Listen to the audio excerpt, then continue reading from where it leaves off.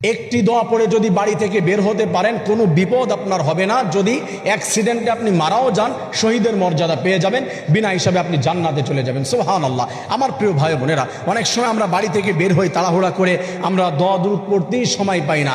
এই ক্ষেত্রে আপনি যদি দোয়াটি পড়ে বের হতে পারেন, অনেক সময় দেখা যাচ্ছে বাসে উঠে বাস অ্যাক্সিডেন্ট হয়, লঞ্চ ডুবে যায়, নৌকা ডুবে ভেঙে পড়ে গিয়েছে, ট্রেনে, বিভিন্ন জায়গায়, বিমান, সব জায়গায় অ্যাক্সিডেন্ট হয়, মানুষ মারা যায়। আপনার কোনো প্রকারের বিপদ আপদ আসবে না, আল্লাহ তাআলা নিজেই আপনাকে সেফটি দিয়ে দেবে। আর যদি আপনি মারাই যান অ্যাক্সিডেন্টলি কোনো অবস্থাতেই, আল্লাহ তাআলা বলছে শহীদের মর্যাদা দিয়ে আপনাকে জান্নাত দান করে দিবে। সুবহানাল্লাহ। আমার প্রিয় ভাই বোনেরা, ঘর থেকে বের হওয়ার সময় আল্লাহর উপরে ভরসা করে আমরা একটি দোয়া পড়ব।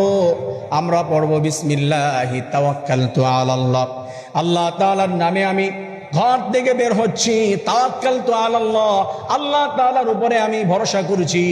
এরপরে আমরা ঘর থেকে বের হওয়ার পরে যানবাহনে, নৌকায় উঠবো, আমরা বাসে উঠবো, বিসমিল্লাহি মাজরিহা ওয়া মুরসাহা ইন্না রাব্বি লাগফুরুর রহিম সুবহানাল্লাযী সাখখারা লানা হাদা ওয়া মা কুন্না লাহু মুকরিনিন ওয়া ইন্না ইলা রাব্বিনা লামুনকালিবুন। এমন করে দোয়া দুরূদ পড়ে আমরা যানবাহনে, নৌকায় হোক, পানি পথে হোক, আর স্থল পথে হোক চলাফেরা করব।